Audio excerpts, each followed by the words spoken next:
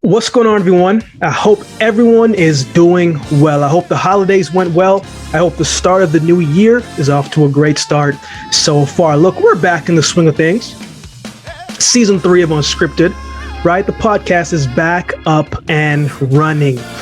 First and foremost, though, I want to thank everyone for your support over the first 2 seasons. I also want to thank everyone that left a rating and review of the show so far.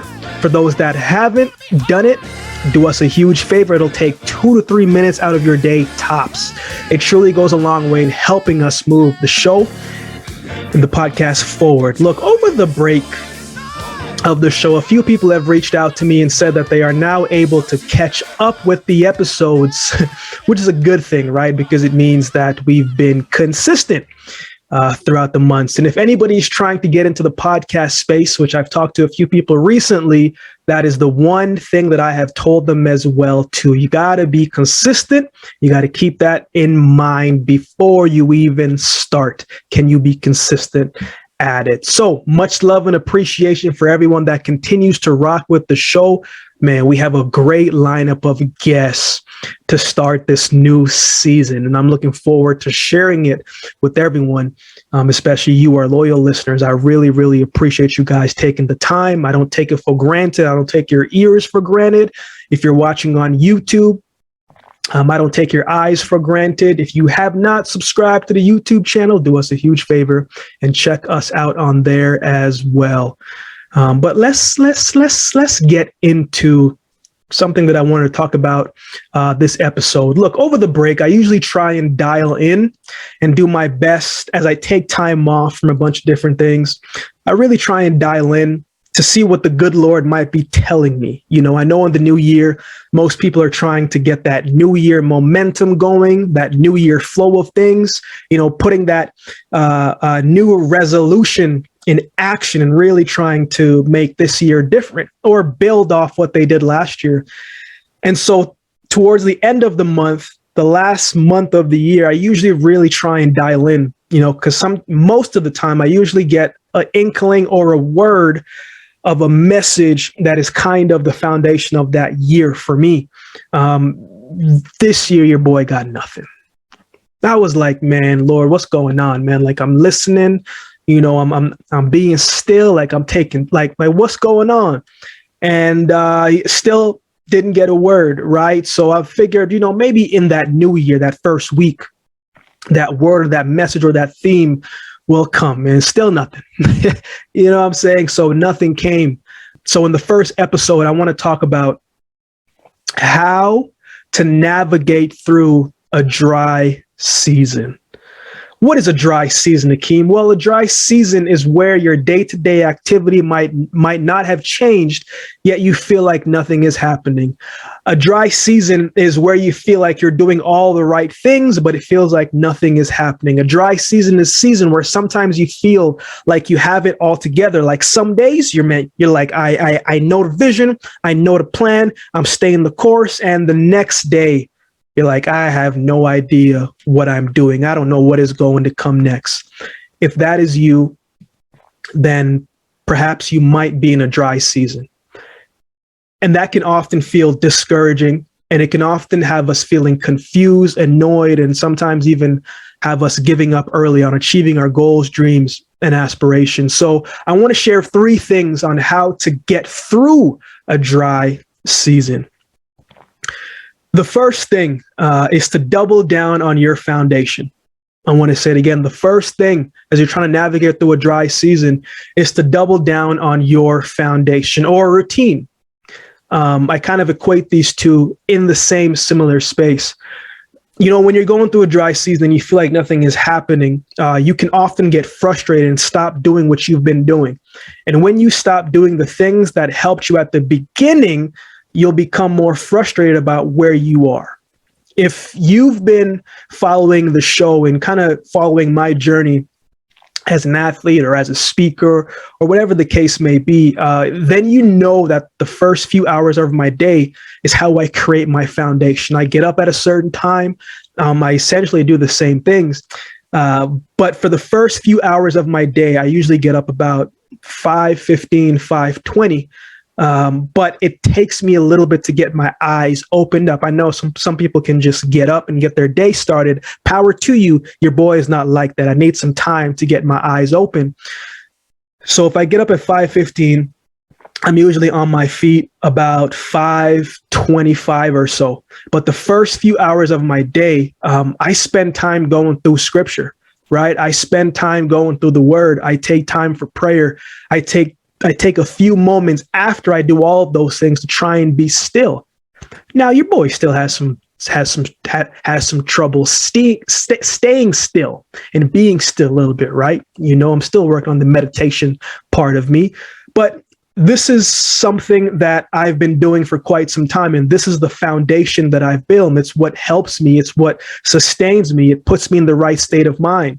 It puts me in the right attitude to be able to navigate through the ups and downs that happens throughout the day. Because, sometimes we have this idea of how our day is going to go, and then something happens and it kind of disrupts it. Well, we have to be able to equip ourselves and put us in the right state of mind to be able to pivot and not let the frustration knock us off the good momentum that we have built at the beginning of the day. And so it's important to go through those habits. So whatever your routine is, maybe it's a morning routine, it's a midday routine, or something you do before bed, I encourage you to continue to go through with building that and sustaining those habits.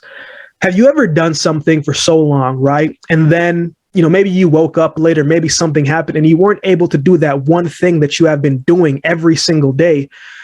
And because you haven't done it, you've missed it. You find yourself in like a bad mood, right? Like your mood changes. You're annoyed a little bit more. You're a little bit edgy, right? That's and you can't explain why. That's probably because your foundational nourishment was probably what was missing. You didn't get to do that one thing that helps sustain you and keeps you grounded. And because you didn't get to do it, it kind of disrupted you a little bit, especially mentally. Because when that shift does come, we want to make sure that we are in the right state of mind to shift with the movement and that moment. And it starts with sustaining our foundation and those positive routines. So in a dry season, make sure that you are staying and creating and building on your foundation and routine. The second thing when you're going through a dry season is to continue to do the work and keep refining your craft and skills. I had a friend reach out, and I hope, I won't say her name, but I hope that she doesn't mind me using her as an example.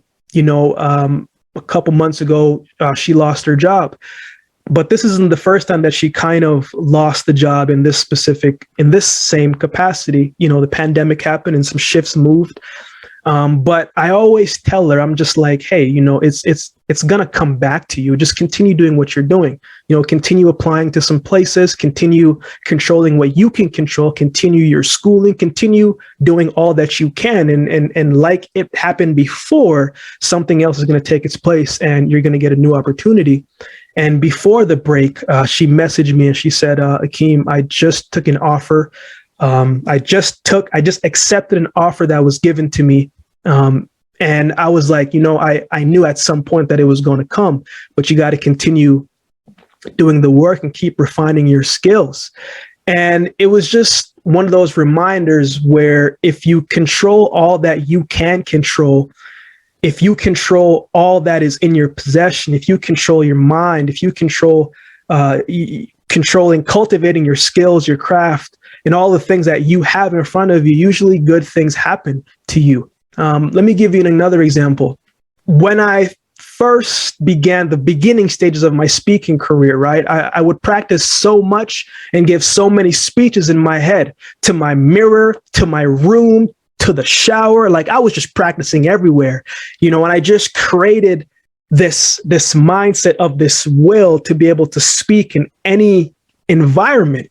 I was speaking in front of a camera on my phone with so much energy and so much enthusiasm, right, that when I did start to speak in front of people, that I had to calm myself down because of the energy that I was putting forth. Like literally, there would be some speaking engagements where in the first 3 minutes I would be out of breath because I was giving like my all, because I was so excited to be speaking in front of people. Fast forward to the past couple of years when the pandemic hit. and in-person gigs wasn't really a thing at the beginning. Everything was done virtual, so we had to shift virtually. It was nothing for me to speak in front of a camera or a webcam, right? While most people were trying to figure it out, I had been doing it, right? So it didn't have any effect on me because I had already put my mind in that frame and I'd already done the work when I wasn't getting speaking engagements. I remember I did an engagement last year with this company. There was about 50 people in the room, and all I could see in this room on the camera was like, I could see their logo, but I could see like me in this little tiny box, but I couldn't see nothing else. I couldn't hear anything. There wasn't even an echo. Sometimes there's a little bit of an echo, but there was nothing. All I could see was myself in this little corner. I knew people were there, but I couldn't see anything. Now, if I didn't spend time crafting and preparing for the moment years before, as I was speaking, I probably would have got nervous. I probably would have got a little self-conscious. I probably would have started thinking too much and not being able to get the message across and be able to execute what the company wanted me to get across.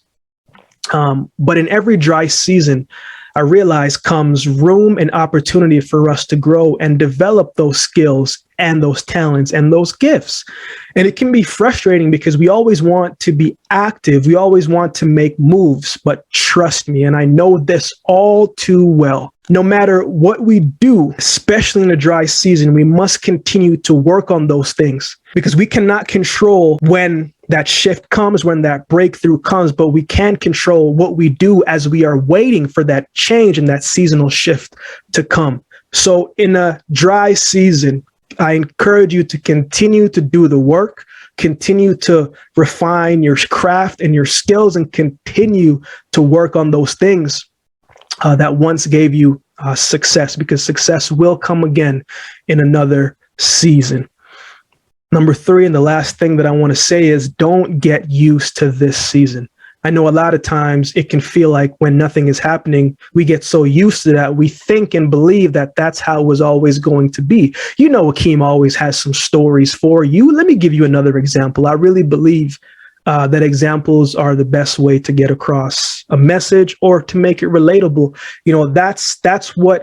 That's what helps me. So I remember when I retired from sport, like 2017, and 2017. Yeah, man, it's been a while now, huh? But 2017, and shifting out of it, 2018, it was tough. I was going through a lot that year. And my girlfriend at the time, which is my fiance now, was going through a lot too. She had some injuries. She lost her Nike contract and a whole bunch of things happening behind the scenes that we often don't talk about. But I remember telling her, hey, it's not always going to be like this. I'm saying? It's not always going to be like this. And the more things started to happen, the more I would say it. And it got to the point where one year she was definitely a little bit annoyed of it, right? Where I said, it's not always going to be like this. The shift is coming at any moment now. And she said, you've been saying that for like 3 years. And I was like, yes, and I'm going to continue to say it until that shift does fully happen. The reality of life is that every time we get set back, delayed, redirected, or take some type of hit, it takes a toll on us mentally. And when it takes a toll on us mentally, the days can feel heavy. So it becomes harder to get out of bed. It becomes harder to actually want to go and put the work in, right? It becomes a little bit harder to be consistent. Every time something happens, it takes a little bit out of us to get back on the right track. And we have to try a little bit, well, not a little bit, way harder to pick ourselves up off the canvas after we've got knocked down to try to continue pushing forward. I speak from personal experience, as I've always done. Don't expect things to always be like this. Every season isn't going to be a golden one, and every season isn't always going to be a trying and challenging one, but we must have both. Because whether we like it or not, they're both necessary. And we must deal with both.